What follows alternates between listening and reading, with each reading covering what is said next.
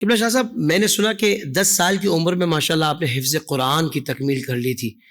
آگے کا جو آپ کا تعلیمی سفر تھا، کس طرح آپ نے مزید آگے کا جو درس نظامی کا ہے یا دیگر علماء کرام سے کس طریقے سے اکتساب فیض کیا، اس بارے میں شاہ؟ دیکھیں حافظ صاحب، ہم اکثر دیکھتے ہیں اکابر کے اندر کہ انہوں نے آگے کی تکمیل جب کی ہے تو بالتدریج کی ہے.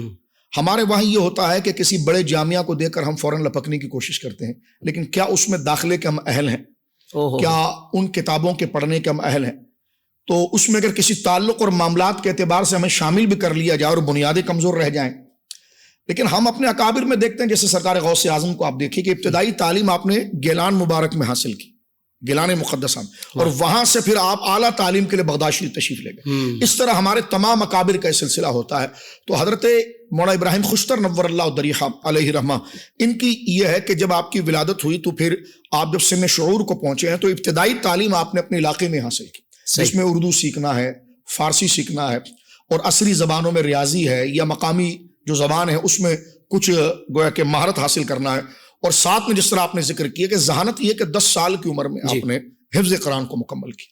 تو جب آپ نے ابتدائی تعلیم اپنے اس علاقے میں لے لی تو اس وقت ظاہر سی بات ہے حضرت مولانا ابراہیم خوشتر نور اللہ ضریحہ کی عظمت و شان یہ بھی رہی کہ اس زمانے میں اپنے وقت کے بڑے بڑے عصر کے نابغہ اور امام موجود تھے، اور مرکز بریلی، مرکز اہل سنت بریلی شریف، وہاں پر گویا کہ جس کا ایک نام ہے.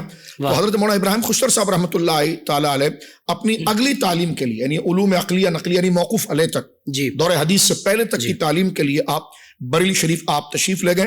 اور بریلی شریف میں کے اندر آپ نے منظر اسلام میں اور مظہر اسلام، جس کی بنیاد پھر مفتی اعظم نے رکھی، تو منظر اسلام اور مظہر اسلام کے اندر آپ نے اپنی ابتدائی تمام معقولات اور منقولات کی کتابوں کو اجلہ اساتذہ سے پڑھا. اور ان اساتذہ میں سب سے پہلے جو ہیں وہ شیخ الحدیث و تفسیر اور بریلی شریف کے اس جامعہ کے شیخ الحدیث منظور اسلام کے حضرت علامہ مولانا احسان علی صدیقی رحمۃ اللہ تعالیٰ علیہ، جن سے آپ نے اکتساب فیض کیا.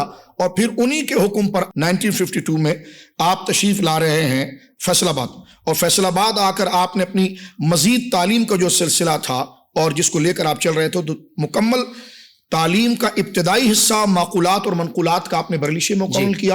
اور دور حدیث کے لیے آپ فیصل آباد لائل پور شریف تشریف لائے.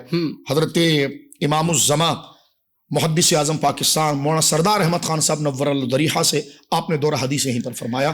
آپ یعنی علوم دینیہ میں بھی ایک ماہر گویا کہ تعلیم میں عبور رکھتے تھے، اور عصری تعلیم کے اندر بھی اللہ رب العالمین جل وعلا نے آپ کو بڑا ملکہ اور کمال عطا فرمایا. واہ واہ واہ، سبحان اللہ سبحان اللہ.